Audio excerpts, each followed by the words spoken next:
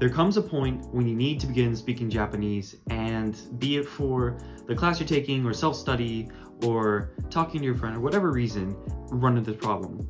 You realize you suck at it. To get better, you drill your vocab cards, you practice saying sentences you know, or use a new word you think you know how it sounds but you're not quite sure, but you say it anyway and you keep saying it anyway, and then several months go by and then somebody's kind enough to say, dude, why are you saying you were drinking a book instead of reading a book?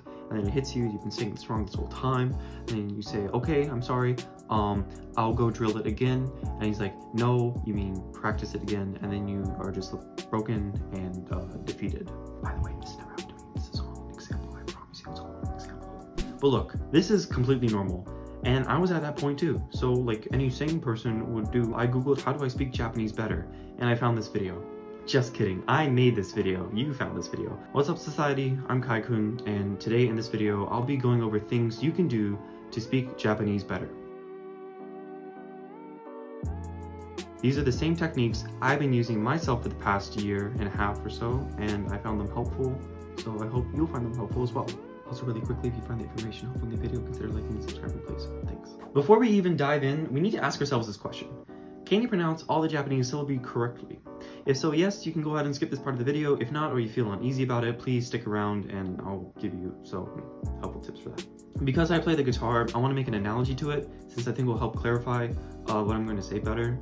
When you first buy a guitar, you're excited to get it, you go home and you start playing on it, and then like after like watching some YouTube videos, you look up, your fingers, they start to hurt, and it's really difficult for you to position your fingers on the fretboard of the guitar neck, and then also to like strum the chords with your fingers. And then of course several days go by and you realize, why does my guitar sound funny? And then you realize, oh, it's out of tune.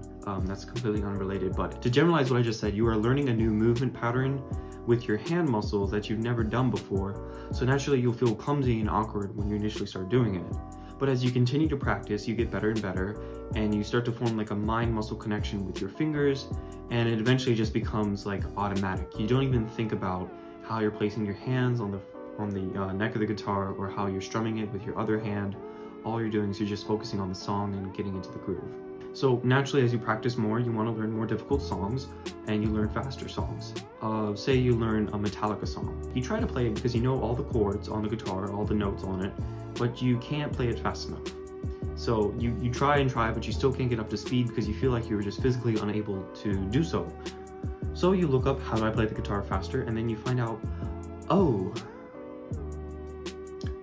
they actually use a technique to play the guitar really quickly. I didn't know that, and I'm trying to fix it now. So you try learning it and you realize like your habit of how you always play the guitar when you started learning just keeps kicking in and you can't shake it. So now you have to spend months unlearning what you initially learned to learn a faster, more efficient way to play the guitar. This is a big analogy to say that Japanese is like playing a song, and the instrument inside of the guitar is your tongue.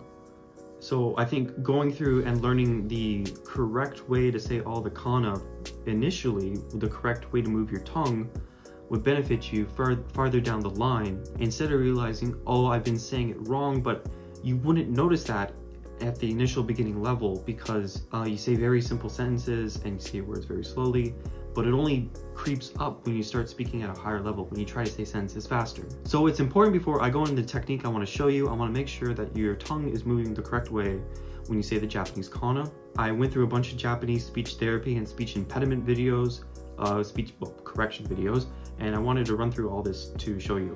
Now, I understand some of you would not want to hear this from a Japanese learner. I completely get that. I've attached all the Japanese videos in the description for you to check out if you so desire. But without further ado, let's begin.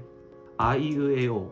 So, A, this is your tongue. It's like very flat. I, like your tongue curls up at the top of your mouth. U, your tongue like goes in the back part. U, and then E, like your tongue stays pretty flat and even, kind of relaxed, and then O. Your tongue goes back and you vocalize O using your throat. Kakiku keiko. Okay, so this is a little weird to imagine. Most people don't struggle with this, but your tongue initially starts at the roof of your mouth and you go, and it kind of flicks off of it. So you say ka, ki, ku, ke, ko. It flicks off the roof of your mouth. Sashisu seso, kind of like ka, kiku, ke, ko. The front part of your tongue flicks off the front part of your mouth. So, sa, shi, su, se, so. Tachitsu teto. For tagyo, your front part of your tongue's in the upper part of your mouth, and like ka, how it kind of like flicks off of it. It does that for just the front part. So it would be ta, chi, tsu, te, to. Nani nune no, that column, I don't know if you have trouble saying it, but for this column, you kind of vocalize some of the sounds. It comes out of your nose. So if you hum, that humming noise, you want to feel some of that as you say all the kana in this column. So na, ni, nu, ne, no. Nani nune no. Hahihu heiho. For this column, I could not find a picture, I'm sorry. But I think the main problem people get stuck up on is hu. So you're not saying fu, fu. You're not saying with the front part of your mouth. You're saying hu, using your throat. Using your throat to make that noise. And generally, for this column, your tongue stays very relaxed. Mami mumemo, mami mumemo. Instead, it's kind of like you use your lips, so you're bouncing like your lips open, like ma, mi, mu, me, mo, mami mumemo. So you're opening your lips like that. Ya yu yo. This is where your tongue kind of curls up in the middle of your mouth, and you go ya, you, yo, yo, for the ya part. You does that too, and then yo's pretty flat. Now this is the hardest thing Japanese learners struggle with, is rarirurero, rarirurero, rarirurero. For this column, so this is the top of your mouth, and this is your tongue. Sorry for the lack of utilities here. Okay, your tongue flicks off the front back part of your teeth. So your top row of teeth, it flicks off the back part of that. So ra, ri, ru, re, ro. Okay? Alright, and then wa, your tongue's pretty relaxed for that. And then o. You kind of vocalize it with your throat. Some Japanese speakers I've heard, they vocalize it in the upper part of their mouth. And really it's either or. It kind of depends on how you're saying a sentence, and you just get that with context. So if you feel like you're at this level, I would recommend consistent practice for about 15 minutes a day for 2 weeks or so, or until you feel comfortable doing it. I've also attached a video that kind of like runs through sentences that target specific columns in the hiragana chart. So if you want to watch that video and go through and practice that, that would probably be pretty helpful for you. Ooh, and also another thing I want to recommend is when you're doing that practice, try saying it in a different pitch. So instead of saying ra, ra, ra, you say ra, ra, ra, ra, ra, ra. So you're going up a pitch when you say it. And this will, I guess, will like help like initialize pitch accent for you that you will eventually like pick up as you listen to more Japanese. Now let's get into the meat and potatoes. I'll be going over the technique called shadowing. What is shadowing? It isn't tailing a Japanese person. That's stalking. Shame on you. And it's not some shadow clone jutsu. It's not Naruto here, people. It's where you mimic Japanese audio and you listen to it the best you can, and then you parrot what you just heard. It's that. It's literally it. Okay, so now that you know that, why should you do it? Shadowing exposes you to different words and sounds in Japanese in a way that allows you to practice like on a very like wide range of things. So it helps you expose the mistakes you're making in your speaking so you can identify and correct them. Besides that, there's also a lot of little benefits too, besides just spending more time practicing Japanese, is you learn new words sometimes, exposes you to different prefectural accents. It helps you with pitch accent, which is a very good thing. If you get really into shadowing, like you shadow like you're a voice actor and you really mimic the character's emotions you're saying, it helps you get like an emotional weight. It helps you get a emotional weight for the words you're saying that will help you, I guess, establish that emotional connection with specific words and specific phrases. So, now disclaimer, none of this replaces actually like making friends with native Japanese speakers and hanging out with them, because part of learning a language is actually using it in real conversation, and no amount of shadowing can replace that. But it's a really nice complement to it, because I think shadowing offers you time to actually sit down and analyze your speaking ability so you can get a better gauge for mistakes you're making, which you can't do when you're actually having a conversation with somebody. Okay, so that was a lot of explanation and theory building to actually get into the part of how do I actually shadow part of the video. I would recommend getting a microphone. It doesn't have to be a Blue Yeti that has a pass-through port that allows you to have earbuds, so you can just put one earbud in your ear and listen to yourself speak in real time. In the other ear, you would have headphones on that would have the Japanese audio playing. So all you have to do is play the audio, listen to it, get a feel for it, and then go back, play it again, and this time you speak along with the audio to try to match up to the voice you're shadowing.